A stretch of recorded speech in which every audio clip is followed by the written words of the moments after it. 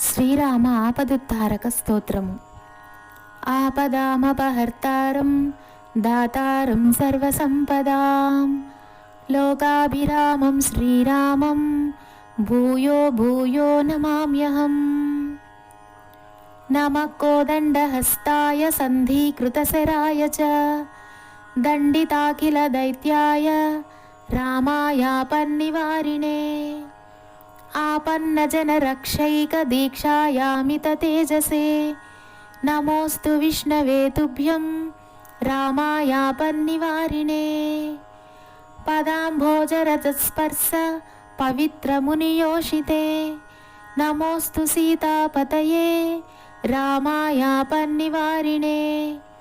दानवेन्द्रमहामत्तगजपञ्चास्यरूपिणे नमोऽस्तु रघुनाथाय रामायापन्निवारिणे. महिजाकुच संलग्न कुङ्कुमारुणवक्षसे नमः कल्याणरूपाय रामायापन्निवारिणे. पद्मसम्भवभूते स मुनिसंस्तुतकीर्तये नमो मार्ताण्डवंशाय रामायापन्निवारिणे. हरत्यार्तिं च लोकानां यो वा मधुनिषूदनः नमोऽस्तु हरये तुभ्यं रामायापन्निवारिणे. तापकारणसंसारगजसिंहस्वरूपिणे नमो वेदान्तवेद्याय रामायापन्निवारिणे. रङ्गत्तरङ्गजलधिगर्वहृच्चरणधारिणे नमः प्रतापरूपाय रामायापन्निवारिणे. दारोपहितचन्द्रावतंसध्यातस्वमूर्तये नमः सत्यस्वरूपाय रामायापन्निवारिणे. तारानायकसङ्कासवदनाय महौजसे नमोऽस्तु ताटकाहन्त्रे रामायापन्निवारिणे. रम्यसानुलसच्चित्रकोटाश्रमविहारिणे नमः सौमित्रिसेव्याय रामायापन्निवारिणे. सर्वदेवहितासक्तदशाननविनाशिने नमोऽस्तु दुःखध्वंसाय रामायापन्निवारिणे. रत्नसानुनिवासैकवन्द्यपादाम्बुजाय च नमस्त्रैलोक्यनाथाय रामायापन्निवारिणे. संसारबन्धमोक्षैकहेतुधामप्रकाशिने नमः कलुषसंहर्त्रे रामायापन्निवारिणे.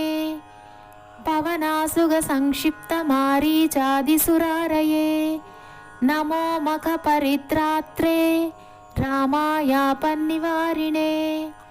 दाम्भिकेतरभक्तोघ महदानन्ददायिने नमः कमलनेत्राय रामायापन्निवारिणे.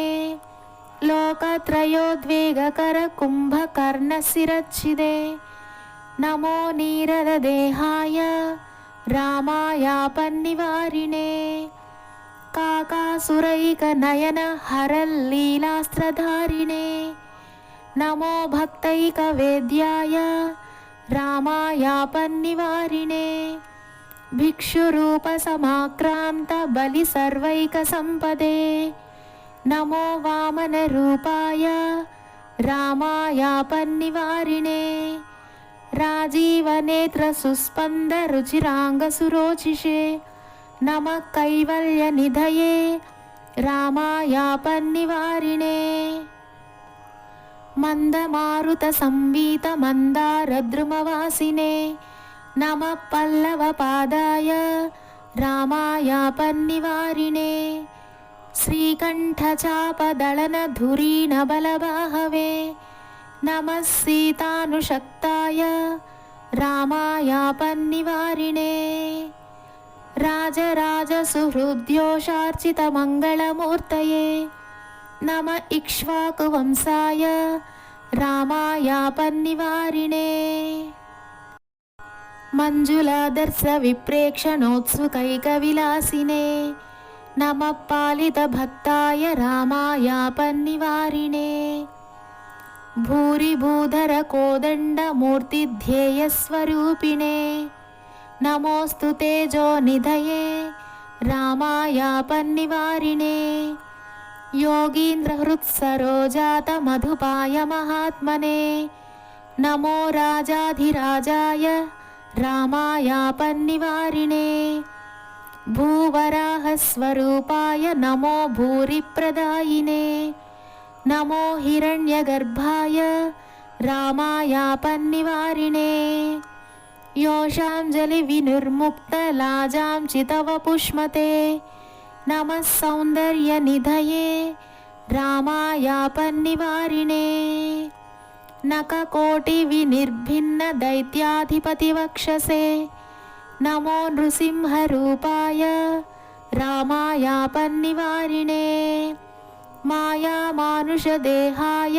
वेदोद्धरणहेतवे नमोऽस्तु मत्स्यरूपाय रामायापन्निवारिणे मितिशून्यमहादिव्यमहिम्ने मानितात्मने नमो ब्रह्मस्वरूपाय रामायापन्निवारिणे अहङ्कारेतरजनस्वान्तसौधविहारिणे नमोऽस्तु चित्स्वरूपाय रामायापन्निवारिणे सीतालक्ष्मणसंसोभिपार्श्वाय परमात्मने नमः पट्टाभिषिक्ताय रामायापन्निवारिणे अग्रतः पृष्ठतश्चैव पार्श्वतश्च महाबलौ आकर्णपूर्णधन्वानौ रक्षेतां रामलक्ष्मणौ सन्नद्धः कवची खड्गी चापबाणधरो युवा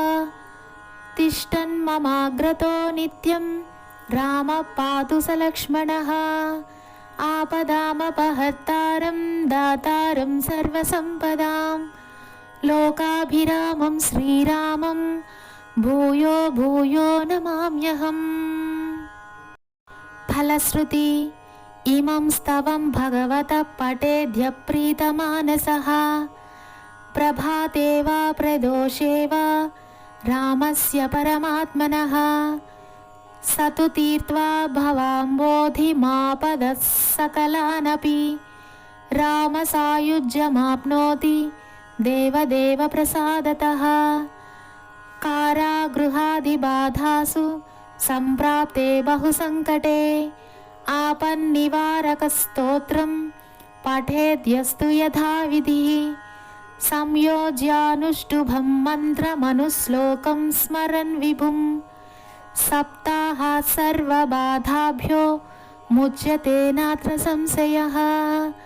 द्वात्रिंशद्वारजपतः प्रत्यहं तु दृढव्रतः वैशाखे भानुमालोक्य प्रत्यहं शतसङ्ख्यया धनवान् धनदप्रख्यस्य भवेन्नात्र संशयः बहुनात्र किमुक्तेन यं यं कामयते नरः तं तं काममवाप्नोति स्तोत्रेणानेन मानवः यन्त्रपूजाविधानेन जपहोमादितर्पणैः यस्तु कुर्वीत सहसा सर्वान् कामानवाप्नुयात् इह लोके सुखी भूत्वा परे मुक्तो भविष्यति।